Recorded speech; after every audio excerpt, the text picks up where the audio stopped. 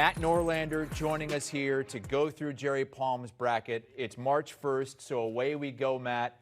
Let's start in the South region, and that is where the #1 overall seed Alabama is. We didn't pick the games in Dayton, but we just went ahead and advanced a couple of teams like Morehead State, the 16 seed, like Wisconsin, the 11 seed, starting with Alabama in that pod with Illinois and NC State.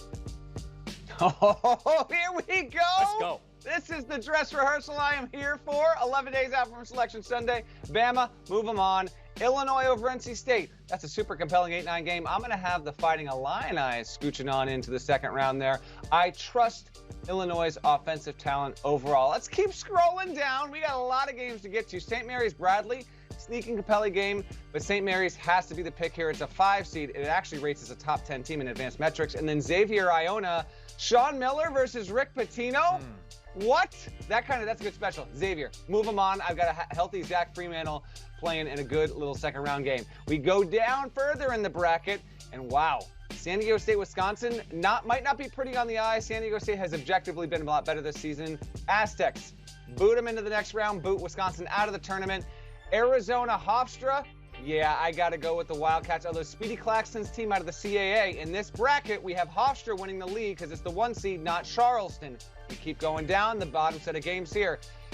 Tom Izzo against Bruce Pearl. That might be the all-time best first-round quotable coach matchup we have here. I'm going to go Sparty. Auburn, I think, is a bit fraudulent, and I don't even think it should be a 10 right now. Kansas State is the pick over UNC Asheville, although I would say if we actually got that matchup, that's a 15-2 that could happen. So those are our first-round winners. All right, all chalk there, Norlander. All chalk in the first round in the South region. Let's go to the second round, Alabama, Illinois. Give me time, all right? I'm going to have some chaos, but not in this game. I will go with Bama over Illinois.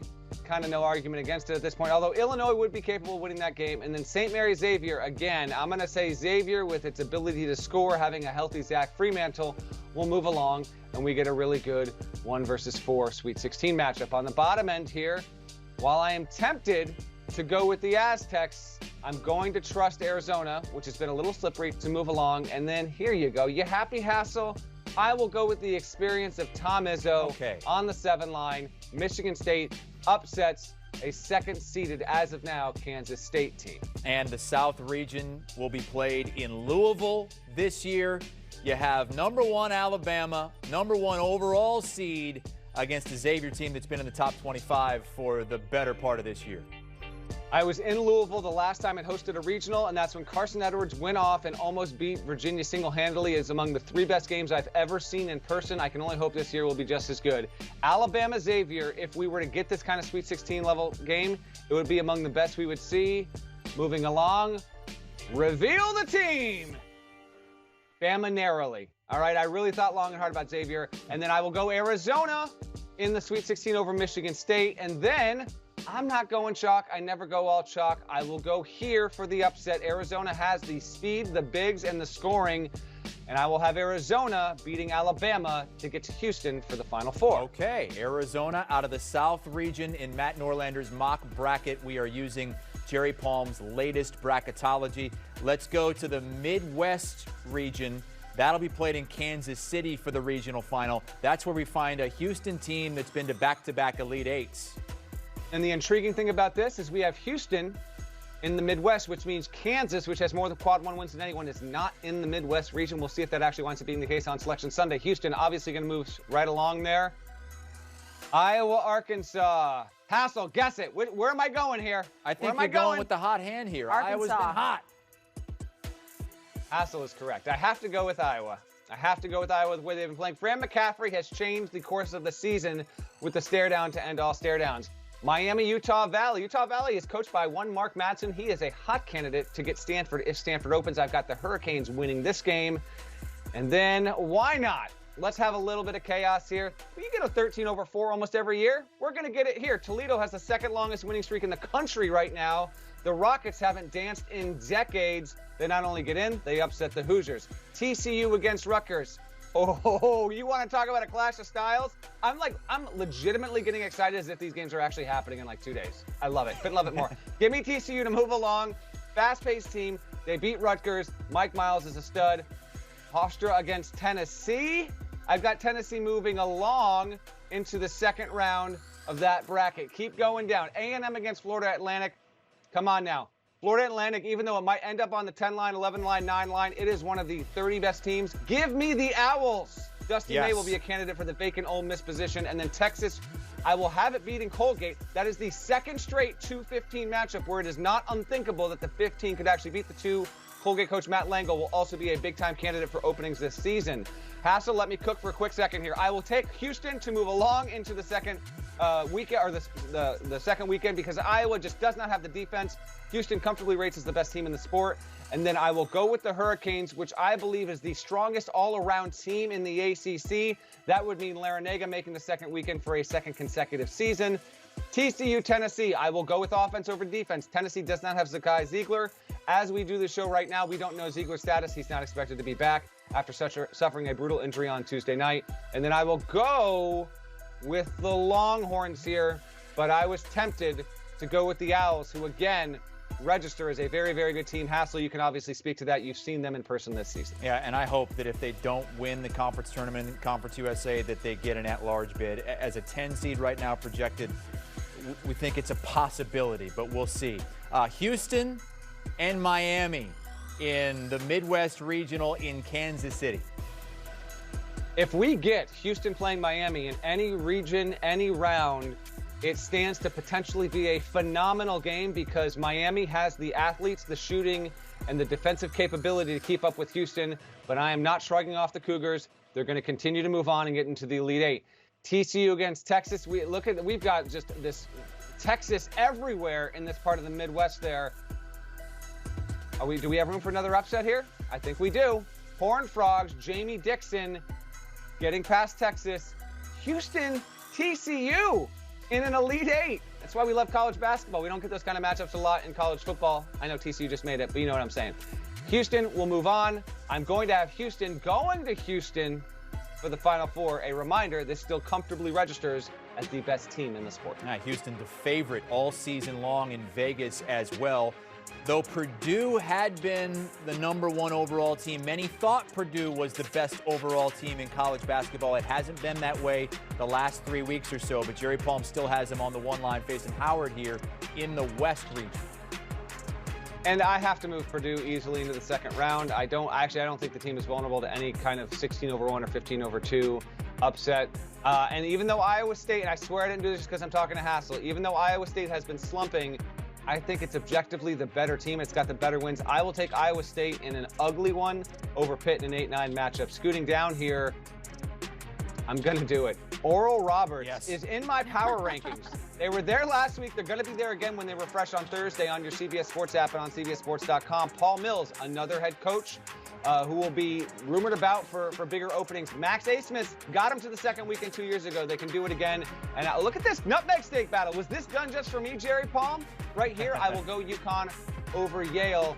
Oral Roberts over Duke, though. It's conceivable, but we had to get a little bit nutty. Kentucky, USC. Now, this is an intriguing one. If you're seeing USC on your screen here, you're like, I haven't really heard a lot about the Trojans being in the field. They're right there, and they've got a huge opportunity, 2 of them this weekend. I will have the Kentucky Wildcats moving along. That was a preseason top 5 team, as a reminder, on Palm 6 line here. And then I will take Baylor to move along, but I have to quickly say Kennesaw State is among the best turnaround stories in the entire sport this season. The #1 seed out of the A-Sun. Creighton Boise State is my favorite 7-10 we have in this bracket. Creighton, a preseason top 10 team. I will have the Blue Jays moving along. Just a quick aside, Creighton is capable, if it can win the Big East tournament, of going from a 7 right here now. I think it can actually get all the way up to a 5 seed, but it's got to win the Big East tournament. And then I will have UCLA beating Vermont and moving along there. The Bruins, I maintain, are one of the 4 best teams in the sport. Back to you, Hassel. So one upset in the first round here of the West region. That's Oral Roberts. Before we get to that pick against UConn, it's Purdue against Iowa State. We've seen that tournament matchup in years past. We have, and this is where I'm going to rely on Zach Edey and Matt Painter's coaching. The guards will get beat up by Iowa State, but I do trust Purdue to move on there. And then I will have UConn moving along, getting past Oral Roberts. UConn will have the size, the defense, and shooting. And then on the bottom half of this, Kentucky-Baylor. Interesting little matchup there. I will go with Baylor's guards. Baylor's got suspect defense in Kentucky. That really feels close to a coin flip for me, but I will go Baylor there. And yes, another upset, 7-2. I know that's my second one in this bracket. Creighton has the personnel to defend and certainly score with UCLA. That's a fantastic second-round matchup, but I will go with the Blue Jays. Up top here, what did Purdue and UConn have in common? They were the two teams that won their tournaments at the PK 85 in November. They were the two biggest stories coming out of Thanksgiving weekend. Give me Purdue to beat UConn in one of my favorite Sweet 16 matchups we've got here in this mock selection. And then on the bottom half of this one was among my toughest decisions in the Sweet 16. Survey says... That's right, the Creighton Blue Jays beating Baylor, and specifically because Baylor still has a lot of questions defensively in that matchup. I would trust Greg McDermott and Creighton, one of the 5 best starting fives in the country, to win out in that spot. I will have Purdue beating Creighton and moving along to the Final Four. And that would be Purdue's first Final Four appearance since 1980. We have one more region to pick with Matt Norlander through Jerry Palm's most recent bracketology, our Mock NCAA Tournament bracket fill out on March the 1st. And this is Kansas's region in the East. Okay, Kansas, move them along. Providence, Nevada, that's actually kind of tricky. I will go Providence, get them into the second round. Let's keep scrolling down here. Northwestern over VCU, that's not too much of a tough call to me. I don't even know if VCU is the level of a 12 seed at this point, although it's done well as of late. And then Virginia over Southern Miss. Southern Miss, a great turnaround story, having its best season in a decade. Northwestern on the 5 line. Keep going down here. Missouri against Michigan. I've got Michigan winning its play-in game, its first 4, and then we usually get a first 4 team that gets at least one win. Give me the Wolverines to do that. Dennis Gates in his first season. Gonzaga, Furman. What's a Paladin? You already know Chris Hassel. Gonzaga beats the Paladins. Keep going. Maryland against Memphis. Going with the Tigers the whole time here because I trust their defense, and Kendrick Davis will be the best player on the floor. And then Marquette against Eastern Washington. Give me Shaka Smart. On to the second round, scrolling all the way back up to the top here in the East. Kansas over Providence. That's a super fun coaching matchup. I have to take the Jayhawks, obviously. I'll have them moving along. And then Northwestern Virginia, Smart School Special. Come on, I got to go with Tony Bennett. If Northwestern can get in this tournament as a 5, it's a huge win for that fan base. Again, pacing for just the second tournament bid in school history. I will take Gonzaga over Michigan, and I didn't hesitate on that one. Michigan's still just trying to get into the field. And then Memphis will lose to Marquette. Shaka Smart and his Golden Eagles will go on. I don't know if Mark Few has ever coached against Shaka Smart, so we have something new there. I will be at this hypothetical matchup. This is the Madison Square Garden where I will be for the East Regional. Kansas, Virginia, a couple of coaches who have won some recent national championships. I will go with KU to get to the Elite Eight, and then give me Gonzaga over Marquette in a potentially phenomenal game decided in the 80s. I can't go a lot of 1 seeds. I'm sorry, I just can't do it. I will go upset here. Give me the Zags in a year in which they don't have a ton of pressure, not a 1 next to the name. Gonzaga goes to Houston. There will be no repeat for the Jayhawks. Okay, so you have 2 1s and a couple of West Coast 3s in Houston, NRG Stadium. We're going to be out there for Spotlight for the National Championship game and all kinds of coverage on HQ throughout the weekend. This is our mock bracket. And here are the 4 remaining teams. Let's start with the first semifinal. It's Houston against Gonzaga, Matt. A tremendous clash. Houston on its way to the Big 12. Rumors about Gonzaga might eventually get in the Big 12. I will go Houston here. Houston right now is in the spot Gonzaga has been in recent seasons. And by that, I mean the #1 rated team at KenPom, not from a traditional power conference that is comfortably rated there. That's Gonzaga's spot in years past. Houston has it this year. I will trust the Cougars to win that game. And on the other side, it's top-seeded Purdue against Arizona out of the Pac-12. Yeah, imagine Zach Edey going up against Azuolas Tubelis. Tubelis has been a top 10 player in the country this season. Edey is still the national front runner for Player of the Year. I will go with the Boilermakers. So many people are fading Purdue, and I completely understand that. But I will trust Matt Painter to get it done in a phenomenal game. Houston, Purdue for the national championship. Even when Purdue was rolling this season, Houston was always the favorite in Vegas. This is your national championship. A couple of 1 seeds. Houston against Purdue. Who wins? I will go Houston, and I will leave you with this. For the past 2+ months, Houston has comfortably rated as in a points per possession and an efficiency margin standpoint as the best team in college basketball. The best, okay? And because it doesn't play in a league that has 3, 4, 5 teams going to the tournament, I understand why the general public is resistant to say this is the team. But you know what? Only 2 losses for the Cougars. It's the fewest in the entire sport. They defend well. They can score. They can shoot. Marcus Sasser is a top 3 guard. Jarris Walker is a future lottery pick. Houston's profile from a coaching standpoint, from a personnel standpoint, from a seeding standpoint, from a record standpoint, from a metric standpoint, has everything you need to win a national championship. And oh, by the way, made a Final Four in 21 and upset Arizona last year to make a deep run. I will go in this mock selection with the Houston Cougars winning in Houston at Jim Nance's Final Four on the mic, on the call, in the 2023 tournament. And a nice little segue as well as we promote your latest Ion College basketball podcast. Jim Nance, very special guest of Matt Norlander and Gary Parrish on the latest Ion College basketball. You can scan that QR code on your screen right now. It'll take you right there as we enter March with our first bracket fill out. Norlander going with the Houston Cougars to win it all. Do you want a sports network that delivers everything that matters about the game? The highlights, the picks, the instant analysis, no yelling, no fake debates, no politics. Hit the subscribe button and never miss a moment.